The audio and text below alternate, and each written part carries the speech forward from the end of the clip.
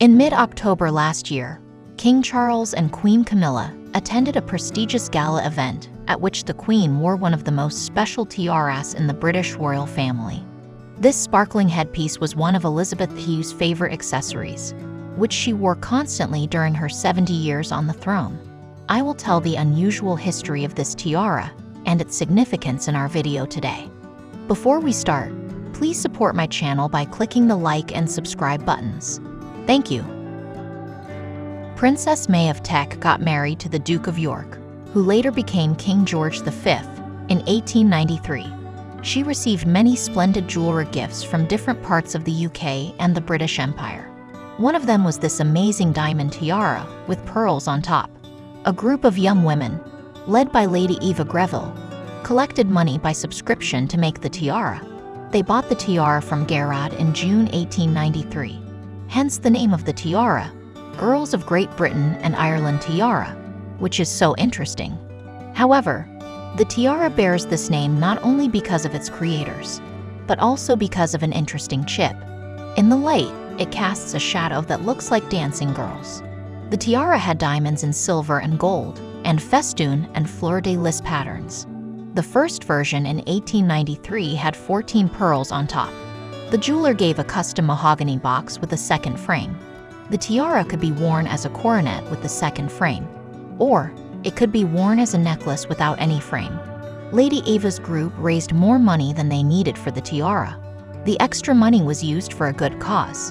When the tiara was being made, a terrible accident happened in Britain. The HMS Victoria, a battleship, hit another ship near Tripoli and sank. More than 350 sailors died. Mary asked that the extra money from the group be given to a fund for the families of the dead sailors. The new Duchess of York did not wear the tiara for her wedding day. She wore the diamond fringe that the groom's grandmother, Queen Victoria, gave her. But she loved the tiara and wore it often. She wore the tiara as a coronet at the Devonshire House Ball in 1897, and she wore the tiara at the coronation of her father-in-law, King Edward VII, in 1902, when she was Princess of Wales. The Girls of Great Britain and Ireland tiara was also worn by the then Queen Mary for official portraits taken around the accession of King George V in 1911, which feature in coronation memorabilia. She changed the tiara a little bit in 1914. She asked Garrard to take off the pearls from the top of the tiara and put 13 diamond brilliants instead. The pearls went into her new lover's knot tiara. The tiara's base was also taken off around then so she could wear it as a bandeau. Mary often wore the tiara without the Garrard diamond and dot base in the 1920s and 1930s. Queen Mary was rarely photographed wearing the Girls of Great Britain and Ireland tiara in the 1920s or 1930s, with a notable appearance being a portrait in 1920s and a sketch of only the bandeau being worn. When Princess Elizabeth, Queen Mary's granddaughter, married Prince Philip in November 1947, Mary decided to make the tiara one of Elizabeth's wedding gifts. She presented her with both the tiara and its bandeau base, still separated as two distinct jewels and described as a hairband by the Illustrated London News caption. And both went on display at St. James's Palace in London with the rest of Elizabeth's bejeweled wedding presents. She was grateful for the gift and called the diadem Granny's tiara. She wore the tiara a lot, as a princess and then as Queen Elizabeth II. Princess Elizabeth wore the Girls of Great Britain and Ireland tiara for her first time in Paris in 1948. It was one of her two tiaras, with the Nizam of Hyderabad tiara, in the first years of her marriage. She wore it for many royal events then, like the French state visit and a banquet at the Guildhall in 1950, the Festival of Britain opening, the Danish state visit, the Norwegian state visit, her visit to Malta, and her tour of Canada in 1951. The Queen wore the Girls of Great Britain and Ireland tiara for her first official portraits by Dorothy Wilding, a few weeks after she became the Queen. The portraits became the model for the Queen's image on coins and stamps for many years, making the tiara particularly closely associated with the image of the young monarch.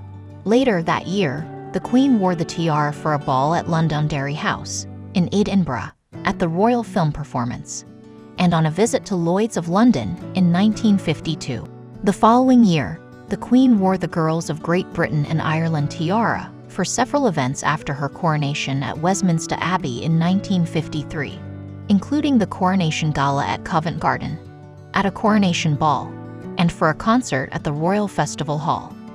The Girls of Great Britain and Ireland tiara was frequently worn by the Queen during the 1950s for the British state visit to Norway and the Battle of Trafalgar 150th anniversary in 1955, the British state visit to Sweden, the Order of Amaranth Ball, a gala performance at the Drottningholm Palace Theatre, and the Grenadier Guards Tercentenary in 1956, the state visit to Denmark, state visit to Paris and state visit to the United States in 1957, the WRF 40th Anniversary Banquet, and the state visit to the Netherlands in 1958.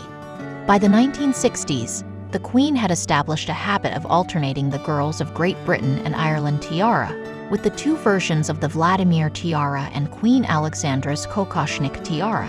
In 1969, the base of the band of tiara was reunited with the rest of the tiara, making it taller and more magnificent. You can see the more impressive full size of the tiara in the photos. From then on, Elizabeth wore the tiara in its full form and successfully combined it with other ceremonial jewelry from her collection. In the 1980s, the Girls of Great Britain and Ireland tiara continued to be worn by the Queen for many of her banquets, while the Burmese ruby tiara, Brazilian aquamarine tiara, and Belgian sapphire tiara had replaced the Queen's three larger tiaras for the less formal events. The Girls of Great Britain and Ireland tiara made frequent appearances through the 1990s. The Girls of Great Britain and Ireland tiara continued to be a favorite of the Queen in her later years, worn for countless state visits and dinners through the 2000s and 2010s. One of Elizabeth's final appearances in the jewel took place at the diplomatic reception at Buckingham Palace in December 2018. In recent years, the Girls of Great Britain and Ireland tiara was often displayed during the summer exhibitions at Buckingham Palace, most recently at the Platinum Jubilee, the Queen's Accession exhibit in 2023 year. Queen Camilla paid tribute to Elizabeth by decking out her outfit with that special diadem.